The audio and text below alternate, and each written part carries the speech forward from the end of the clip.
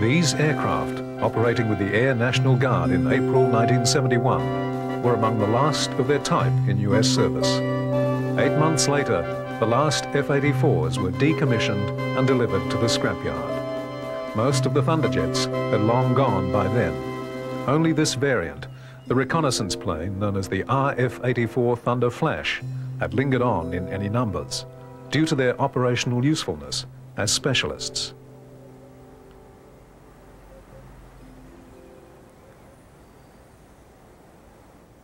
By 1971, the planes were showing their age. Many had been grounded due to structural fatigue, and those that still flew required constant monitoring and a heavy maintenance schedule. The last of the RF versions had rolled from the factory in 1957, and they had led very busy operational careers.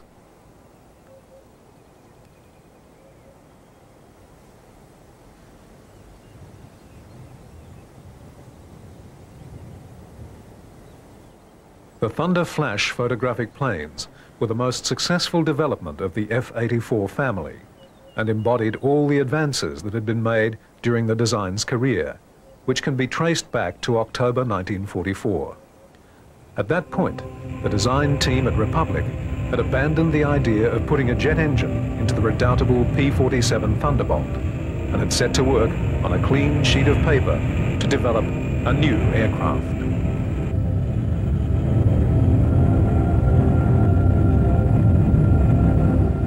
The United States had found itself confronted by the arrival of new German and British jet aircraft. In the next few years, the US Army sponsored a feverish effort to catch up. The Bell and Lockheed corporations developed the first two US jet aircraft, and the Lockheed P-80 was ordered into production. Meanwhile, the Republic team had devised a sleek and extremely clean design built around the new axial flow engine developed by General Electric. The achievement was impressive, and the Army ordered commencement of work on 3 prototype planes as the XP-84.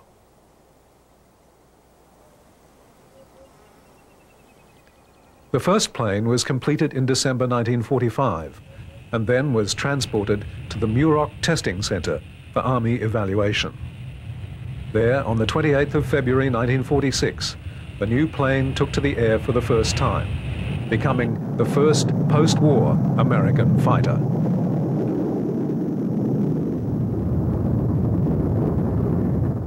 The design was fairly conventional, with straight wings employing the so-called laminar flow profile. The plane was of all-metal construction, with the wings mounted low on the fuselage. Under the teardrop canopy, the cockpit was pressurized and contained an ejector seat. Though not technologically adventurous, it was an aircraft with classic lines, incorporating most of the proven ideas of the day.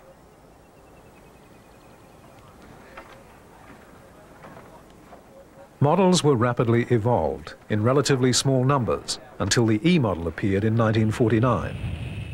While over 840 of the E model were built, design work continued to refine the plane, and many improvements were retrofitted to the early models. For example, this E model has been refinished with many of the improvements developed for later variants. From the start, there were problems with the new plane. In the main, these were the same problems evident in other early jets. They reflected lack of knowledge about the needs and potential of the new power plants. In its later career, the plane evolved gradually until it looked radically different from the trim 1946 prototype. The most obvious flaw in the design was the straight wing, and go-ahead was given to develop a swept-wing version. The other major flaw was outside the designer's control. The Thunderjet was badly underpowered. All the early jets shared the problem of low power and required excessive runway to take off. Under full load, it was safer to employ rocket-assisted takeoff rather than hope the plane would be airborne before it ran out of runway. All too often, planes did run out of takeoff room, Hundreds of pilots around the world wrote off their Thunderjets in that way.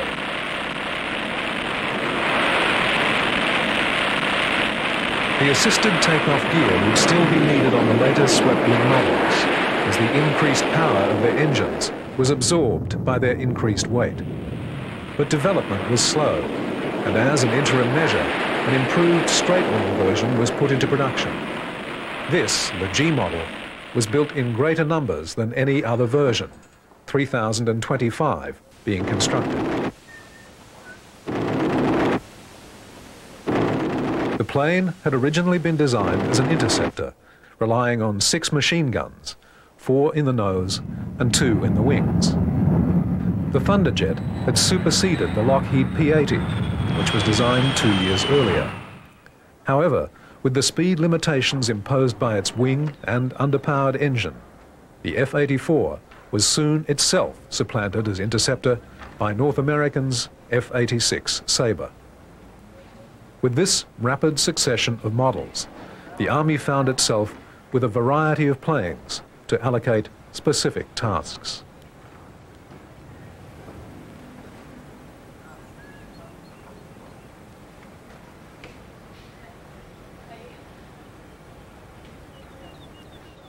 In the carve-up of roles among the three, the Thunderjet evolved as a fighter-bomber, and by the time of the G model, had been given the ability to carry out nuclear attacks. Its conventional stores carrying was also developed. It was in tactical support and air-to-ground strike operations the Thunderjet was to gain its fine combat reputation.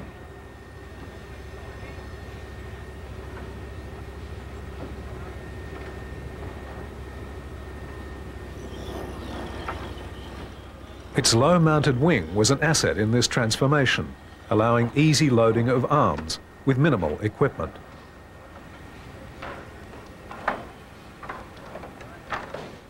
With the ability to carry up to 4,000 pounds of bombs, the Thunderjet packed a powerful attack. With the takeoff assistance of rockets, it was able to operate from short frontline strips in fairly rough conditions, and rugged construction gave it the ability to absorb considerable small arms fire and stay in the air.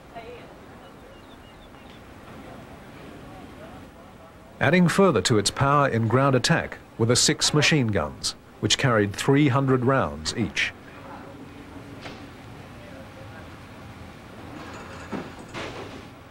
There was provision to sling up to 32 5-inch rockets under its wings and fuselage, reflecting World War experience attacking tanks. As a further variation in strike power, the plane could deliver a deadly load of napalm.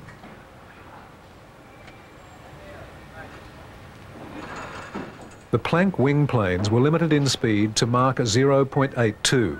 This effectively killed the plane for air-to-air combat. Above that speed, it reacted violently enough to cause structural failure. Another major impediment to use as a fighter was that maneuverability was very limited. However, the lack of turning ability was an asset in ground attack, as the plane tended to fly rock solidly and was a stable platform. And the limitation on speed was no disadvantage in ground attack. Despite their persistently dubious takeoff habits, they were to excel in the tactical role.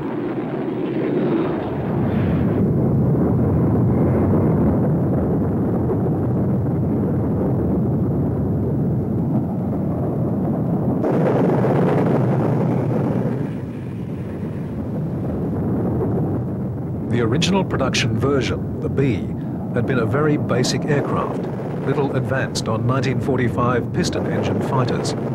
However, as models and submodels were developed, the plane's sophistication increased.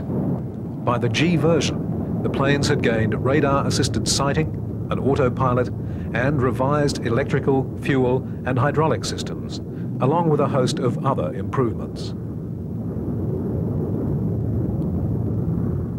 The early jet engines were very fuel-hungry, and the Thunderjet had limited internal storage. The addition of wingtip tanks boosted capacity, but the range of the early planes was limited to 1,200 miles or so. By the time the G model was introduced, its range had been increased to 2,000 miles, but a very important addition was made to that model. Because it was employed by the Strategic Air Command as an escort fighter, it received in-flight refueling provision. Curiously, the receiver was installed in the left wing, disrupting airflow over a considerable proportion of the wing surface. The G model had only been developed because of delays in getting the swept-wing version sorted out. However, by 1952, the plane was ready for its first flight. The new model had originally been given a new number as the F-96, but this had later been changed back, and the swept-wing plane became the F-84F with the company name Thunderstreak. Once again, the performance of the aircraft in its intended fighter role was disappointing. The increased power of the engine and potency of the shape was swallowed up by the increased weight of the plane, and it shared the earlier model's sluggishness, especially in the dangerously unwilling takeoff. In comparison to the G model's 622 miles per hour, the F model could attain 695. However, in climb and sealing, the new model was worse than the straight-wing planes. The F model followed its earlier brothers into use as a tactical fighter bomber. The swept-wing model had been delayed repeatedly. The overriding restriction on development was caused by budgetary constraints. Congress was keeping the purse strings tightly closed, and the Air Force simply had no money to allocate to the project. The prototype flew on June 3rd, 1950. It was immediately obvious that a more powerful engine was needed.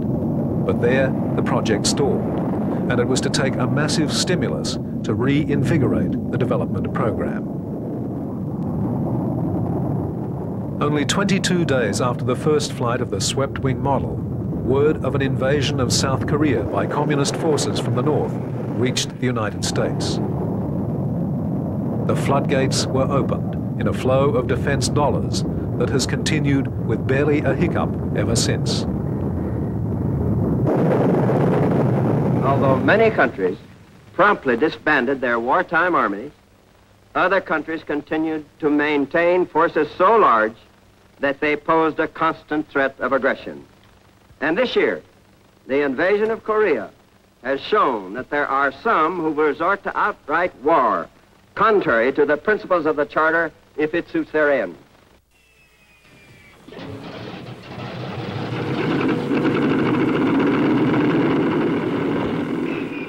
When war in Korea broke out, the United States Air Force was a mere shadow of the mighty machine of victory that had existed 5 years earlier. The South Koreans simply did not have an Air Force. They had 16 aircraft, all trainers or liaison aircraft, with not a gun or bomb rack between them. Airfields were few and rudimentary. The workload therefore fell initially to piston-engined aircraft to operate from Korea. American jets were forced to operate from Japan and arrived at the battlefront with limited loitering time available. The force the US could deploy in the air was barely adequate for the task, and if the North Koreans had had a decent air force, the whole of the peninsula may have been quickly overrun. In fact, the North had 62 light attack planes and 70 outdated fighters. This force was very promptly destroyed, and the Americans were able to first slow and then stop the northern advance. Heavy bombers were employed in a combination of interdiction and strategic raids, which helped to paralyze the northern effort. In combination with Navy aircraft and the few types the Air Force could deploy usefully from the limited Korean airstrips, the US gained air supremacy and was to maintain it for most of the following conflict. Given the initial weakness of the ground forces, it's clear that victories in Korea in late 1950 were almost solely due to the American aircraft.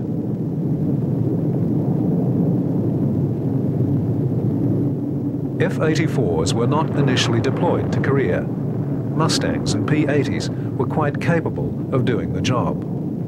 But on the 9th of November 1950, the situation changed radically. The North Koreans started to deploy jets.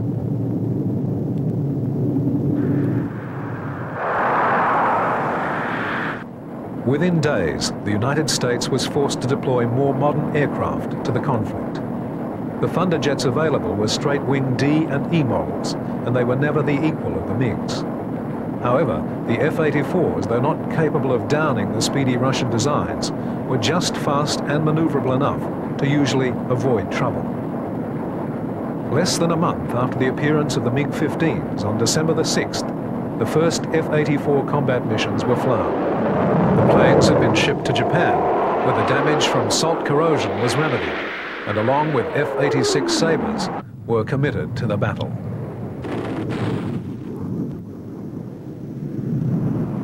Outclassed as a fighter by the two swept-wing jets, the F-84s settled into a life of tactical air-to-ground missions. Most of the time, they required Sabres as mission escort if there was a likelihood of running up against the MiGs. The Russian planes were simply too fast for the Thunderjets to cope with.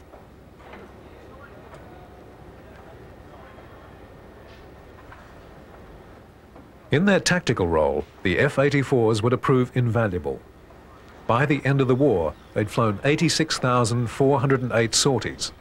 In that time, they had dropped 5,560 tons of napalm and 50,427 tons of bombs. They had fired 22,154 rockets and a huge number of rounds from their machine guns. The infantry were, in a mixture of awe and gratitude, to dub them the champ of the fighter bombers.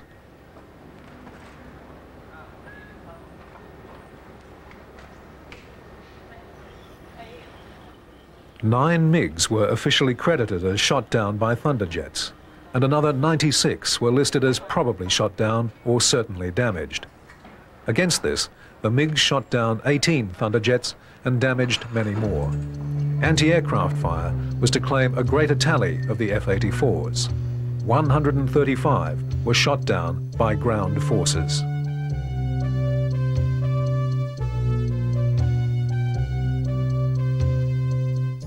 Though some missions were flown from Japan, relying on in-flight refueling, the Thunderjets were tough enough and had sufficient ground clearance to be operated from the rough and ready facilities in Korea.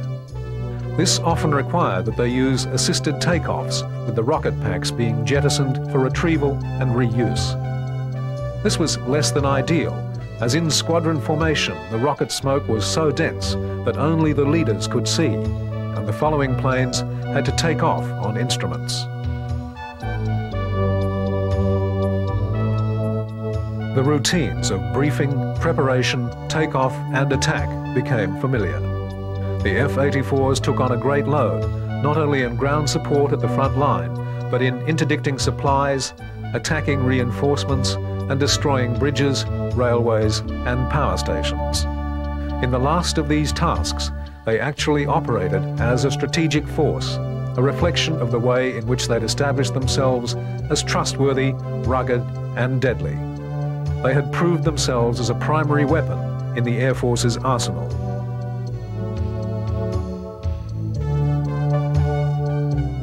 The greatest virtues possessed by the Thunderjets were all underlined in Korea. They were, especially in comparison to other early jets, easy to maintain. They were also stable and effective attack platforms, capable of withstanding considerable damage. Their performance was simply workmanlike, especially if compared to their Republic relatives, the P-47 of the Second World War and the great F-105s, which played such an important role in Vietnam. However, despite their limitations, they were the most effective jet attack plane in the Air Force during the Korean conflict. The Thunderjet starts to emerge from the cloak of its failings and be revealed as a very important and successful aircraft.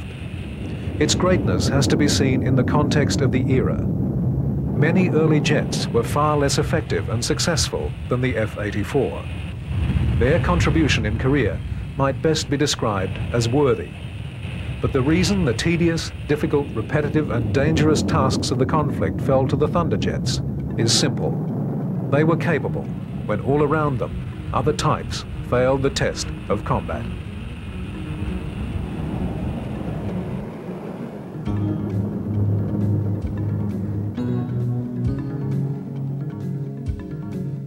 The Thunderjets had their vices and their limitations, and they earned some of the most unflattering nicknames ever bestowed by US pilots on their aircraft. These nicknames included Groundhog, in reference to their unwilling and sluggish takeoff. During Korea, the crews amended their attitude to include a greater respect for the plane's virtues, and the name was shortened to Hog. Still perhaps unflattering, but far more affectionate.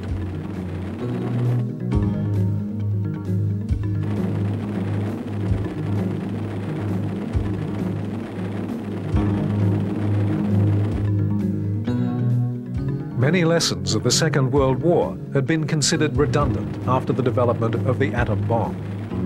Some strategists proclaimed that conventional warfare would never be fought on a large scale again. Too soon, the Russians also had the bomb, and the usefulness of atomic weapons came into question. There seemed little point in nuclear devastation when there was a danger of retaliation. The germ of mutually assured destruction was sown, and a new concept, limited war, was post-dated to cover the Korean conflict. In that limited war, the Thunderjets were one of the most effective weapons available.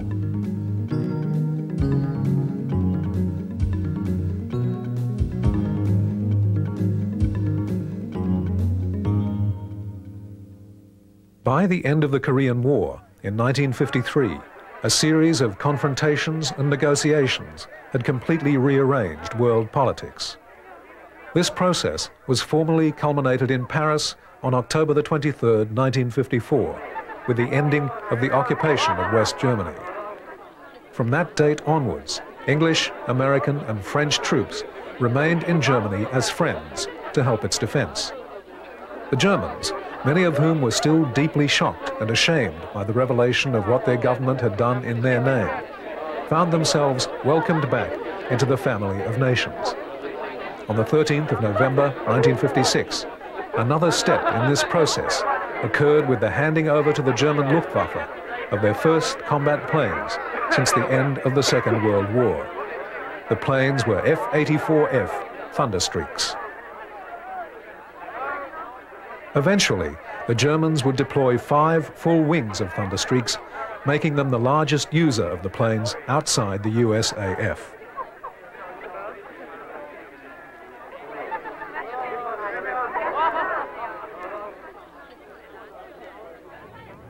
Thousands of F-84s, both straight-winged and swept-wing models, were deployed by NATO countries. In addition to the Germans, they flew with the French, Belgian, Portuguese, Turkish, Dutch, Greek, Danish, Norwegian, and Italian air forces. They were the front line in Europe at a time when it came very close to open warfare and performed sterling service. The last of these operational, with the Turkish Air Force, were phased out of use only in 1982. The Republic planes, despite their limitations, were one of the most effective and important aircraft available. They were phased out when better planes were developed, but until then, they were the best that could be found. One other version of the F-84 was to be made in significant numbers. This was the RF-84F, the Thunder Flash. Korea pointed up the need for a high-speed photographic reconnaissance aircraft, capable of doing the job and avoiding interception by the MiGs. The new photo plane would need a longer range and much higher speed than the aircraft then being used for the job. The second swept-wing prototype had already been constructed with a closed, pointed nose and wing intakes, though these developments were never incorporated into the fighter version. It was on the basis of this airframe that the Republic designers started work on the reconnaissance aircraft. In the end, it was the most successful production aircraft of the whole F-84 family. The prototype RF-84 took its first flight in February 1952, and by then the design had been changed considerably.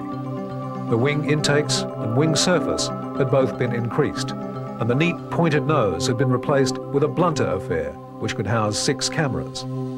After successful testing, the plane was put into production, and 718 of the model were constructed.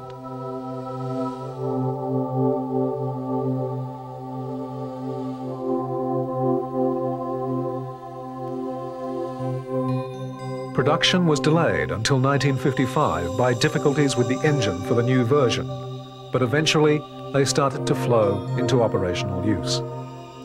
The USAF deployed 11 squadrons of Thunder Flashes, and they served with the Air Force and National Guard for 17 years.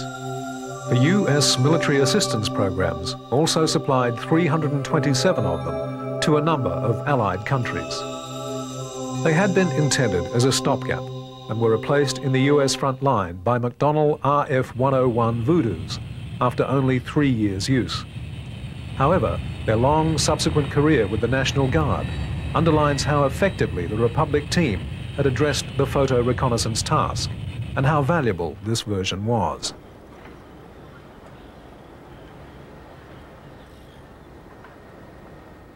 As with all the F-84 family, maintenance and ground operation access was simplified. This was not only an important virtue of the type, but was an influence on later designs. Even the first Thunderjets had over 180 access panels. The entire tail after the wing could be removed to simplify servicing the engine. It was part of the detailed work of the design team that was largely irrelevant to the aircraft in flight, but very important in the operational viability of the plane.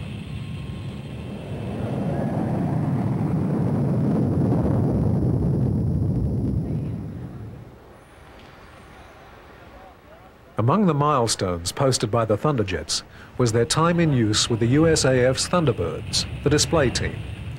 It's uncertain whether the team took its name from Republic's plane, but what can be said with certainty is that the first aircraft employed by the team on its formation in 1953 were F-84s. These were the straight-wing F-84Gs, and the team flew with them for 2 years.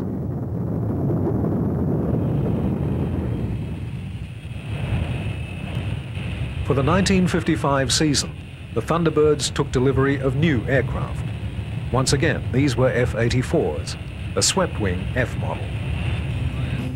Thunderbirds, rolling. Room looking.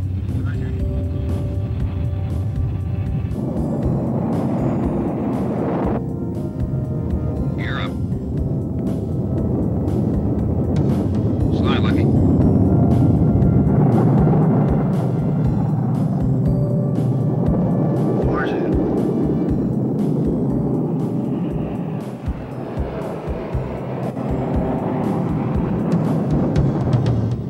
With their wings only 5 feet apart, the planes look as though they're touching. This type of formation flying, with a plane as unmaneuverable as the early jets, is extremely dangerous.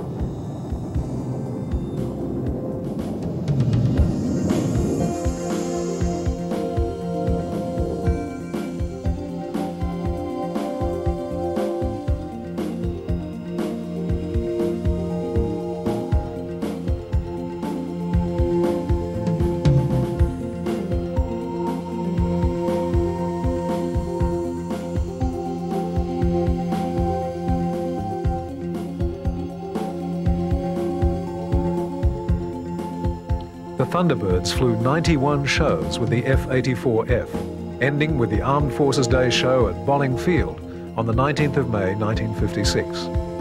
They then transferred to the North American F-100 Super Sabre and gained supersonic capability.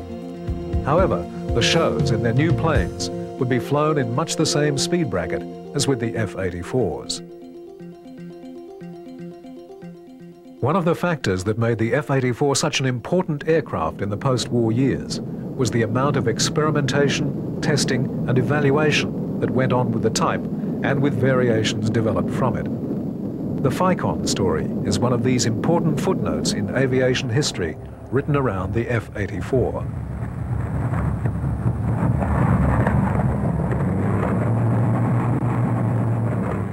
The name FICON is derived from the term fighter conveyor, and the project was a response to the need for aerial surveillance. Large reconnaissance aircraft had become too vulnerable for operations over hostile territory, yet much of the territory which had to be overflown was well outside the range of a fighter, let alone the endurance of its pilot. The scheme was simple in conception, but was far more complex to carry out. In effect, a B-36 bomber acting as a mother ship would carry the photo reconnaissance fighter for all but the dangerous part of the mission, launching and retrieving it in flight. A series of attachments, both for the bomber and the fighter, were developed before a reliable system was reached. It was difficult and highly dangerous.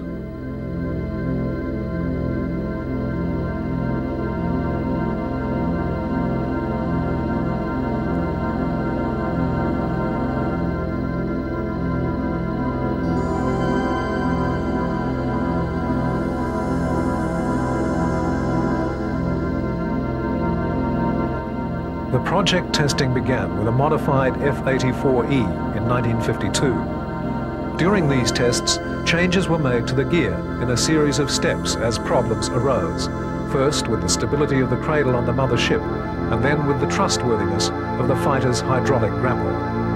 The intended effect was achieved with all the apparatus trialed. Increasing effectiveness followed as refinements were made. The fighter was near to stalling at the low end of its speed range as it wallowed beneath the large plane, buffeted by the slipstream.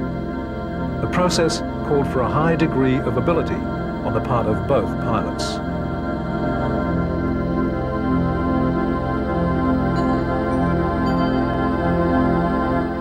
The aircraft intended for operational deployment in the job was the RF-84F, modified and redesignated the RF-84K. Tests with this version commenced in 1953, and on the 30th of March, the prototype made its first successful docking. By this time, the mechanisms had been resolved.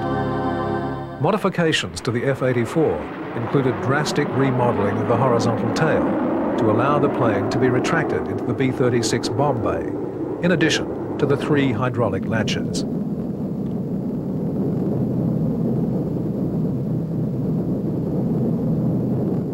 Testing of FICON continued until 1955, and production aircraft were then deployed. The 91st Strategic Reconnaissance Squadron, based at Larsen Air Force Base, received 25 of the specialized RF-84Ks and were teamed with a squadron of modified B-36s.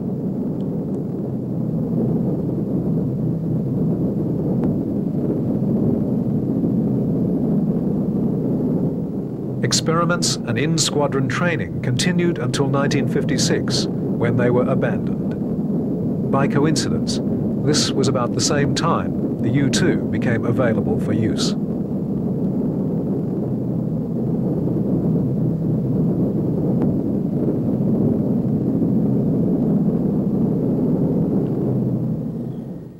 One of the nightmares that beset planners after the Russians had developed their own atomic weapons and delivery systems was that airfields could now be totally destroyed, along with all their aircraft, in one hit.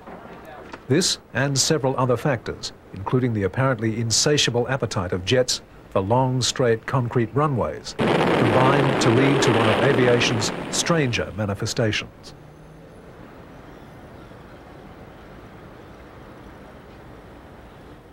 This was the system known as Zero-Length Launch, or ZEL. This scheme aimed to shoot manned and nuclear-armed aircraft off the back of trucks or out of concrete bunkers.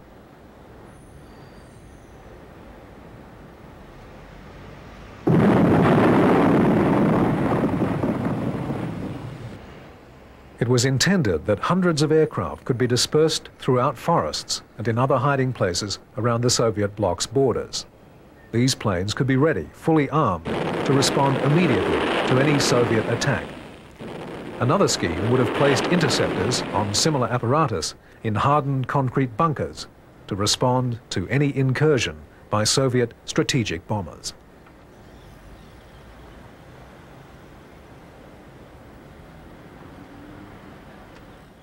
In tests conducted by the Martin Company with equipment that had been developed for the Matador missile program, the system was trialled with unmanned F-84G aircraft and apparently worked well. The first launch took place on December the 15th, 1953, and the F-84 was rapidly accelerated from the truck and then allowed to find its own way back to Earth. Another unmanned trial followed.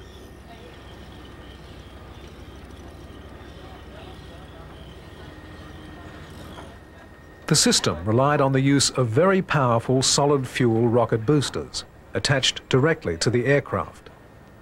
Once the fuel in the rocket was expended, the booster had to be immediately discarded as it went from being a powerful source of thrust to a dangerously heavy drag on the aircraft. The tests demonstrated that by the time the rocket fuel had burnt out, the aircraft had been accelerated to 175 miles per hour. This was well above stall speed, and the plane should then be able to rely on the power of its normal jet engine to continue its flight. The two unmanned trials proceeded with so little deviation from the expected results that the project moved on to the next phase. The acid test for the system came with the third trial, when the plane was piloted. This took place on the 5th of January 1954. The recorded acceleration loads were 3.5 G, only slightly greater than a standard Navy catapult launch. The pilot had no difficulty taking control, and the test was considered a success. The project continued to 1959 with a series of later tests using North American Super Sabres.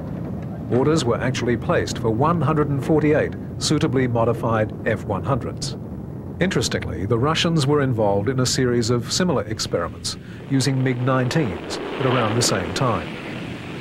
The idea was finally abandoned with the development of more reliable and accurate missile systems.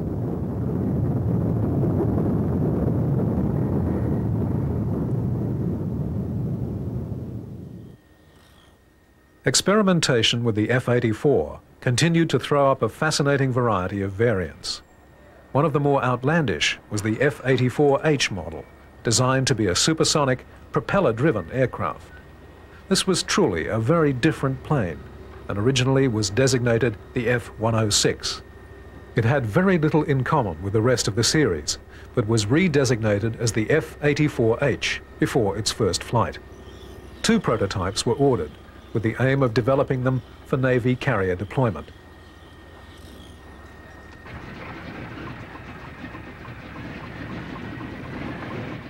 The aircraft employed a turboprop, and a series of propellers were studied for the design. Its first flight took place on the 22nd of July 1955 and passed with no real hitches. However, the plane failed to live up to expectations and did not actually pass Mach 1. It managed to reach 670 miles per hour, which made it the world's fastest propeller-driven aircraft, but was useless for the Navy's purposes.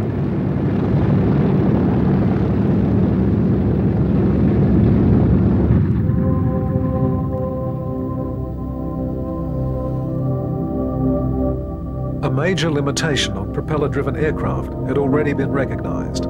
At speeds nearing Mach 1 and then passing through it, different parts of the propeller would be simultaneously traveling at speeds above and below the speed of sound. The stresses involved are massive, and the whole area of propeller design and construction needed revolutionary changes to cope with the various loads that would be encountered. As a test vehicle for the assessment of this technology, the plane was very valuable.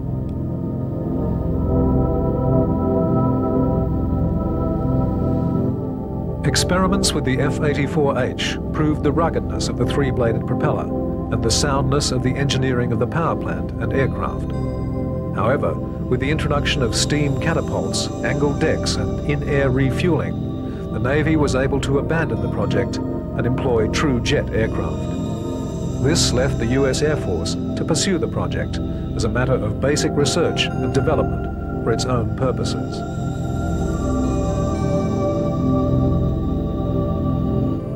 In addition to being the world's fastest propeller-driven plane, the F-84H holds another claim to fame. It's generally acknowledged as the noisiest aircraft ever built. The engine was a large Allison unit, developing nearly 6,000 horsepower, but this was only a minor factor in the din of the aircraft. What really made the racket was the propeller. At high revolutions, even in ground maneuvers, the propeller tips went supersonic. This meant that the plane emitted around 900 sonic booms per minute, and these combined to make an astonishing row. The noise was such that ground crew involved in the test series suffered malaise and nausea if they were anywhere near the aircraft during taxiing run-up or takeoff. This was true even if they wore earplugs. The effect on a carrier's deck of a squadron of such aircraft preparing for takeoff would undoubtedly have been bad for operational efficiency. The plane and supersonic propellers were quite sensibly abandoned. Perhaps the most outstanding derivative of the F-84 was the XF-91 Thunderceptor. This 1946 design stands as one of the most amazing experimental aircraft of its era. It was fitted with 4 rocket chambers in addition to a powerful jet engine. It was the first US combat plane to break the speed of sound in level flight. The aircraft wings pivoted to give a variable angle of attack.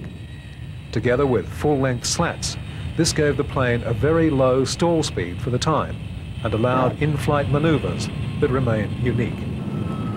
The wings themselves were another radical feature, tapering in from the tip to the fuselage. This reversed the effect of wingtip stall, turning dangerous pitch up into easily controllable pitch down. If it had been fitted with the intended power plants, it was expected to fly to Mach 2, but even with the limited power of the available engines, it was capable of Mach 1.2. Though clearly the most advanced design of its era, it was not proceeded with on the basis of cost.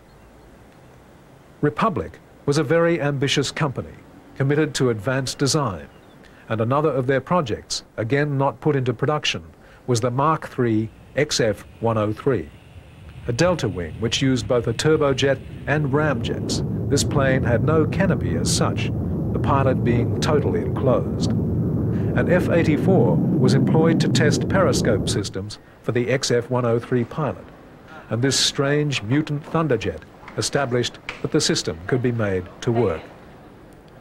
In Air National Guard hands, the F-84 persisted for a long and uneventful career, still plagued by its groundhog takeoff, but trusted and respected by its pilots.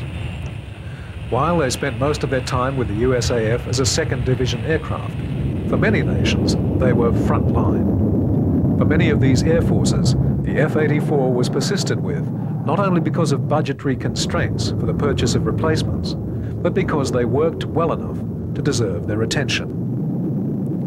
The F-84 slipped into history virtually unlamented.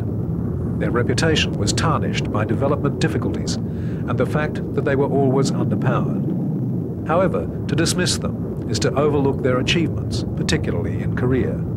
They deserve a reassessment and recognition of just how significant an aircraft they were.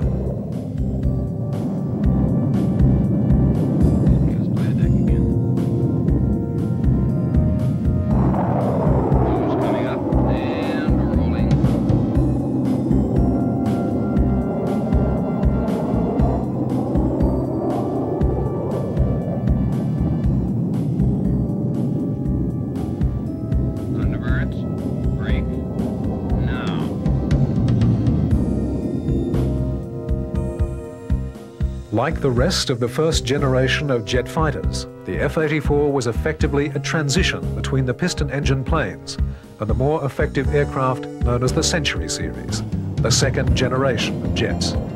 The Century fighters were more successful simply because they could draw on a wealth of knowledge gained in the careers of the initial series of post-war aircraft.